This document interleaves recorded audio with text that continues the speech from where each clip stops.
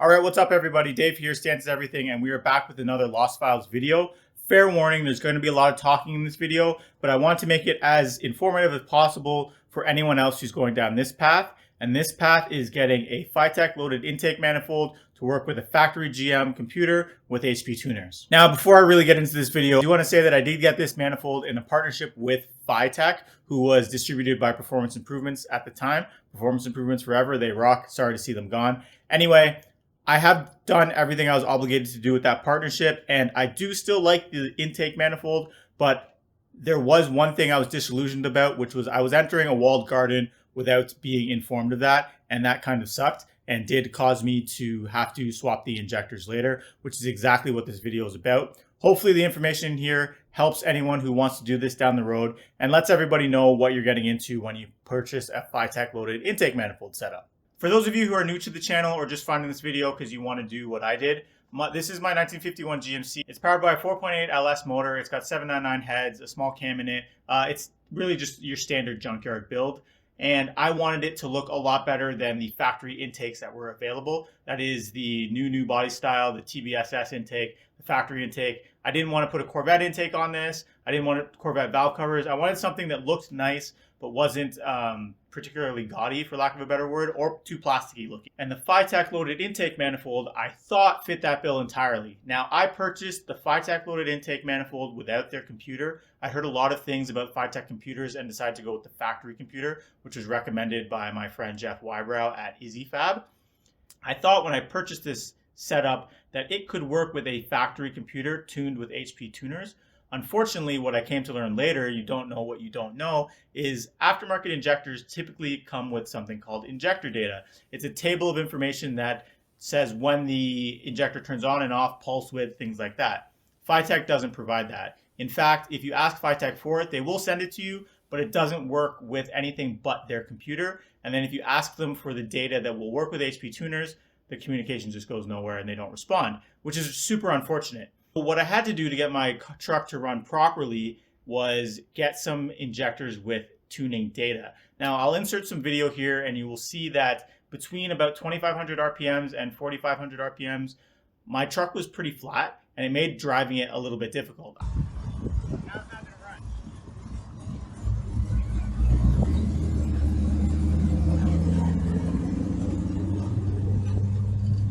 I was able to do it and I actually drove it pretty far like that, and it wasn't hurting the motor or anything, but it was just hard to drive like that. And whatever we tried, we couldn't get it to really be great. And then if we did get it better, it didn't start well. There's a whole bunch of problems. So Luis at Creative Street Design said, look, just put some injectors in there that have known tuning data and this will fix your issue. Obviously that cost me more money than I expected, but it really did fix my issue. However, there's not a lot of information on how to do that, so that's what this video is going to cover. And immediately after this clip, we're going to get into me doing this last summer, which was part of the whole Lost Videos concept. Okay, what's up guys? Dave here, Stances Everything, and it has been a long time since I have done a video. The truck is running actually really great right now, and I have caught up on a lot of things that I need to do to get it running, except for one thing, which is changing my injectors. Now, as you know, I have the Fitech loaded intake manifold, and unfortunately, because I have a factory computer, the injectors that come with that just don't really work with HP tuners. They don't work with a factory computer. They had to get out of there. So I got some new injectors, and today we're going to put those in and then reflash the computer with the new tune for those injectors, and hopefully we fix some issues that we've been having. First things first, these are the injectors that I ended up picking up. I don't know how to say the company name. I think it's Deatschwerks. Someone can correct me on that. The model number is right there for you for anyone else who is going to be doing this Fitech injector swap. And then I also needed some adapters to mate to the harness. So I'm going to open this up and then we're going to put everything together here on the bench, the injectors with the adapter harnesses, and then we'll work on the truck to get everything put together.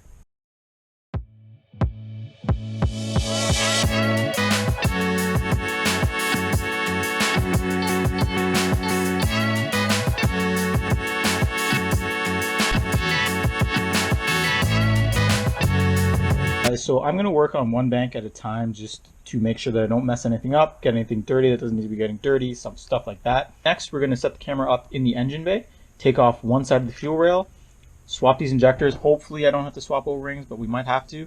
And then we'll do the other side, start and get into tuning, and then hopefully be driving later today.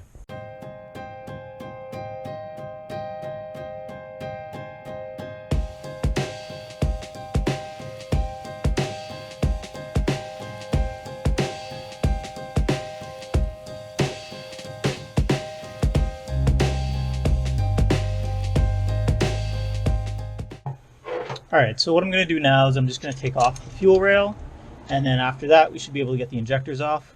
I was going to do it at the other end of the L bracket, but it goes, there's 2 washers in there and I don't want to mess with the other one. So this will work just fine. Okay, I've got the rail off now. Bit of fuel spilled, which I was kind of expecting. It looks like 2 of the injectors stayed in and 2 pulled out. So I'm going to pull these guys out and then start replacing them one by one.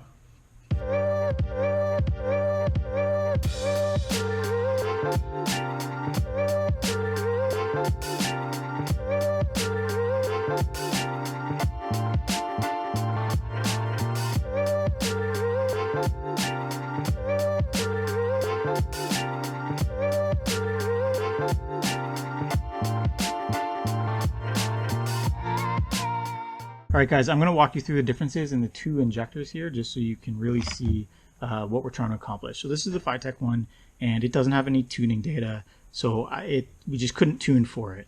And this is the new one from Deatschwerks. They are very close in size, but as you can see, the Fitech one is a little bit shorter. So I had to do a couple things to make it work in the truck. The first most obvious thing is adapting this connector right here. So I've got these connectors off of Amazon, and they plug in and convert from this style to that. So they're pretty easy to use. Line everything up like that, and then you just push it together, wait for it to click, and you're good. The thing that took me a little bit to figure out was the O-ring configuration. Now I'm just going to preface this by saying Deatschwerks says you're not supposed to switch around the O-rings. These are supposed to be ready to go, but in my case, because of the application I'm using it for, it didn't quite work that way. So what I ended up doing was I took this O-ring and put it on the bottom because this one was too big to fit into the Fitech intake manifold. So it comes off pretty easily. Put them over to the side, and then I took off this blue one here, which sometimes comes off easy and sometimes does not. It doesn't come off easily. There's a tool for this, but a screwdriver works fairly well. And you just roll it off. Try not to use the screwdriver too much, just so you don't mar the O-ring, but nothing happened there. I slid this over the end, like so. And then what I did, and you can see it on this injector here, I took this top one off here that goes in the top of the Fitech fuel rail. So this is intake manifold side, this is fuel rail side. I popped this off. These were really tight to get off, so I did have to use a screwdriver for all of these on the Fitech side. So again, just starting it with the screwdriver is all you need, and then I kind of roll it off with my fingers. This is off now. Slip that on there, and this is what, it's a little bit loose around it, but not too bad, and it did create a seal in the truck. So this is what I ended up doing for all of my injectors. Now obviously, if you're going to be doing something like this, definitely make sure that the first time you start the truck, crank it over. I cranked it over without the fuel pump connected, but there was some fuel in the lines just to make sure that no fuel is coming about. But make sure you have a fire extinguisher or a hose nearby just in case anything happens. So now I'm going to put these back into the truck, and I'll show you what I had to do truck side. It was really simple to get everything to work. All right, we're back with real-time Dave, and the injectors are in the truck now and everything does run. I figured out the O-rings, and I figured out one other thing that I want to explain now. I would show you how I did it, but I just finished detailing the engine bay for Motorama. I just put on freshly painted coil pack covers, and honestly, I don't want to pull all of that off and risk scratching it to explain something that I can do on the whiteboard. So if you look at my drawing here, I'm going to explain it, but you can also see by what I've written. This is the intake manifold, this is the injector, that's the fuel rail, and then there's an L bracket that holds the fuel rail to the manifold, pushing pressure down on the injector to create a seal. Because the injectors that I had were a little bit taller, what I did was I put a couple of machine washers, which are really thin, underneath this bracket until I was able to take up the space effectively for it to work and not leak. In the next clip with the truck running, you can see that it worked perfectly and there is no leaks anywhere, and I've driven it a bunch on this setup. So if you want to do this, you're just going to need a couple of washers. The bolt that goes through here is long enough to get a good seal, so you don't need longer bolts, you just need some washers, and I would recommend some machine washers. I'll post a picture or a link in the description on what I used for this.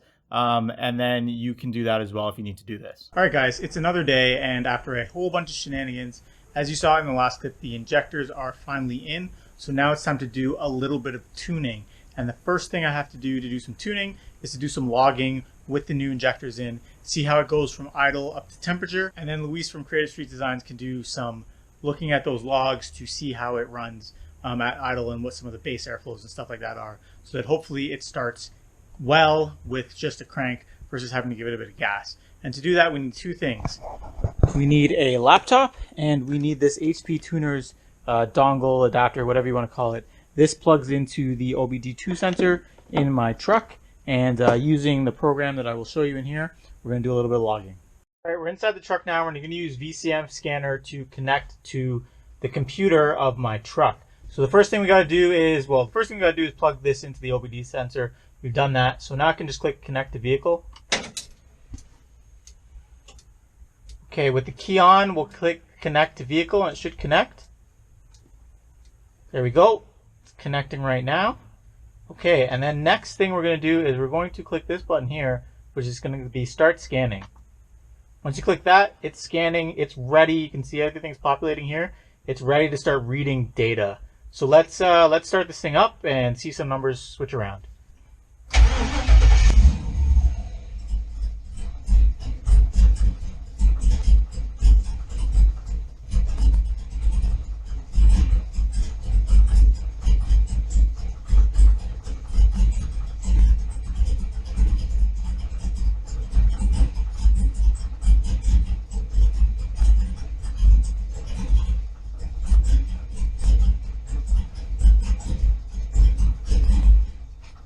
So we stop scanning there. We're going to do log file. I'm going to save log file as. We're going to do start, one, stall. Save that one. Okay. Then we'll go back, start scanning, and see what happens the second time.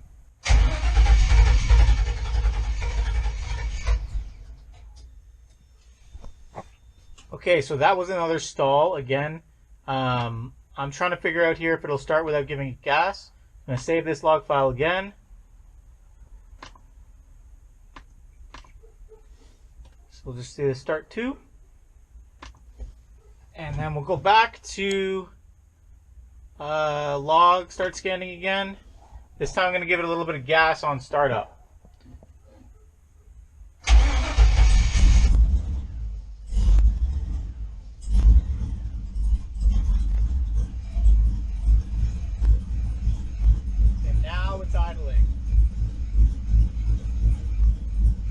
Have to let it run up to temperature, and then we will have a log. So when I say run up to temperature, we got to wait for the fan to kick on.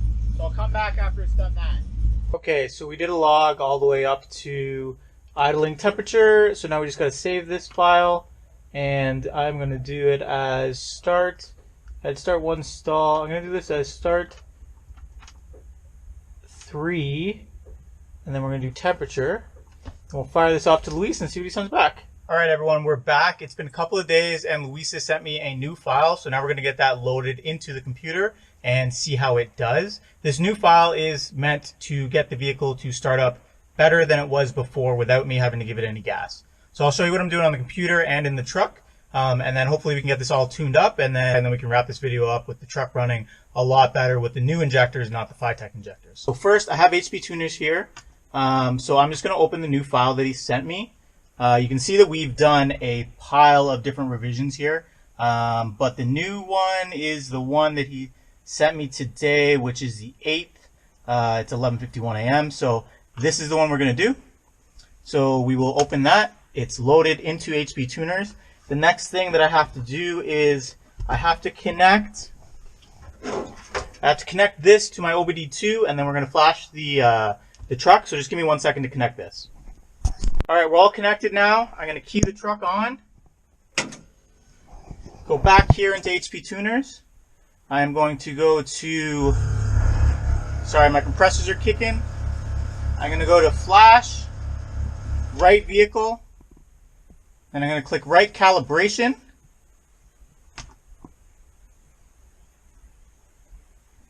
writing.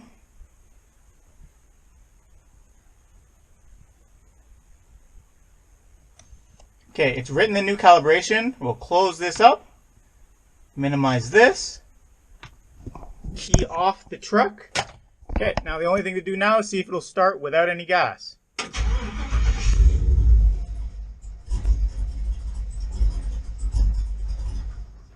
Okay, so it sounds like we are closer. It did fire without me giving it gas, but then it stumbled and died. So I'm gonna take some more logs. I'm not gonna show you that again. Send it over to Luis, and then in the next clip, hopefully we'll be working much better than it did before. This is a bit of a back and forth process, especially remotely. So I gotta thank Luis for doing this for me. But yeah, we'll catch you in the next cut, hopefully out in the streets, and we'll be able to see this truck actually drive well versus how I was driving before. We're in the truck now. It's been a long time since Luis and I went back and forth getting a tune in this truck.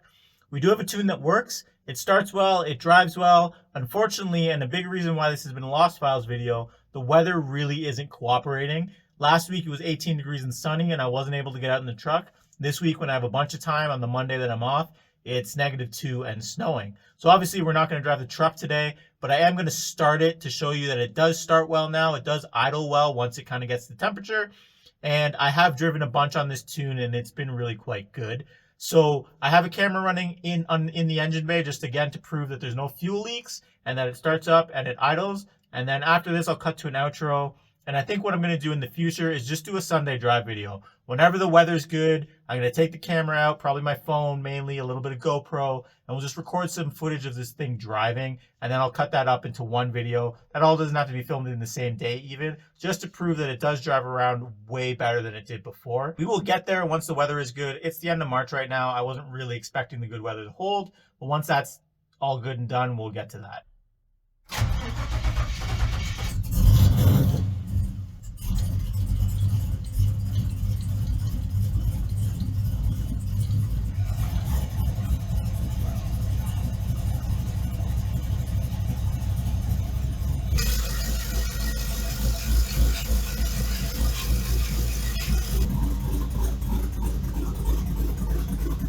Okay, so hopefully that video was informative. If you have any questions about this, let me know and I will explain it because like I said, I've done it and there wasn't a ton of information out there on how to do this just because I guess a lot of people just get rid of the intake manifold and injectors and get something else. I chose to stick with it because one, I do like how it looks, and two, my intake was made around it. I made a whole bunch of decisions around this intake manifold and going backwards, especially last summer when I was really trying to get some shakedown miles on this truck, wasn't the way that I wanted to go. So thanks for watching this video. Again, if you like it, give it a like, a subscribe, a comment. I'm also trying now to film with my phone a little bit more, so hopefully the audio and video quality is a little bit better. And then all of my time lapses I'll film with my old GoPro, but for a lot of this other stuff I'll film with my phone. And it's actually a little bit easier to get the clips onto the computer.